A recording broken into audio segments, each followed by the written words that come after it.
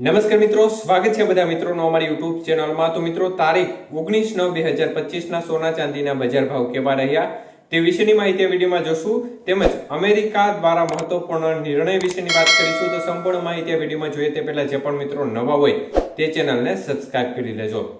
તો સૌપ્રથમ ચાંદીની બજાર આજે જોઈએ તો 1 ગ્રામ ચાંદીનો ભાવ 131, 8 ગ્રામ ચાંદી 1048, 10 ગ્રામ ચાંદી 1310 રૂપિયા, 100 ગ્રામ ચાંદી 13100 રૂપિયા અને 1 કિલો ચાંદી આજે 1,31,000 રૂપિયા સુધીની સપાટી પર જોવા મળી હતી।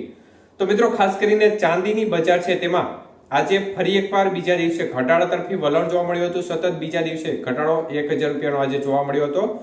તો મિત્રો, આજે 22 કે સોનાના ભાવ જોઈએ તો 1 ગ્રામનો ભાવ આજે 10,195 રૂપિયા, જ્યારે 8 ગ્રામ સોનાનો ભાવ 81,560 રૂપિયા, 10 ગ્રામ સોનાનો ભાવ આજે 1,01,950 અને 100 ગ્રામ સોનું આજે 10,19,500 રૂપિયા સુધીની બજાર રહી હતી।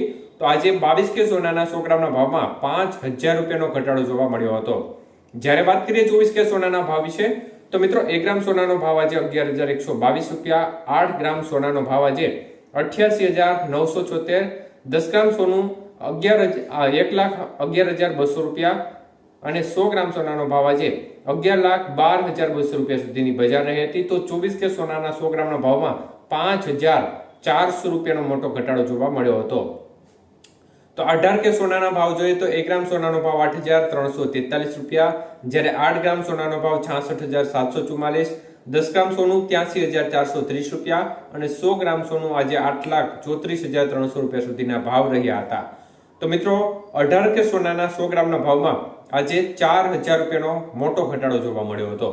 તો મિત્રો, છેલ્લા 2 દિવસથી બજાર છે તેમાં ઘટાડો સતત જોવા મળી રહ્યો છે અને મહત્વપૂર્ણ નિર્ણય જે આપણે ગઈકાલે વાત કરી હતી કે ફેડરલ રિઝર્વની મહત્વપૂર્ણ બેઠક મળવાની છે અને આ બેઠકમાં મોટા નિર્ણયો વ્યાજ દર બાબતે લેવાઈ શકે છે, સીધી અસર આની છે તે બજાર ઉપર જોવા મળી શકે છે।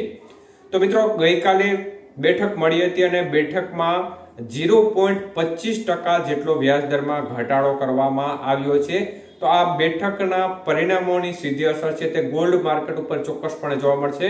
જો કે આ 2 દિવસથી ઘટાડા તરફી માહોલ જોવા મળ્યો છે, આજે ઘટાડો સારો એવો જોવા મળ્યો છે, પરંતુ જે આ વ્યાજ દર ઘટ્યા છે તેને પરિણામે આગામી દિવસોમાં બજાર છે તેમાં એક ઉછાળો પણ આવી શકે છે।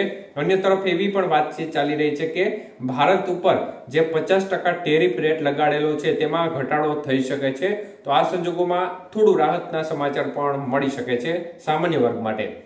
તો મિત્રો, ડોલર સામે રૂપિયાની સ્થિતિ જોવા જઈએ તો ડોલર સામે રૂપિયો છે તે ફરીથી નબળો પડતો નજર પડી રહ્યો છે। 88 રૂપિયા અને 12 પૈસા નજીક આજે ડોલર સામે રૂપિયો મૂવમેન્ટ કરતો નજરે પડી રહ્યો છે।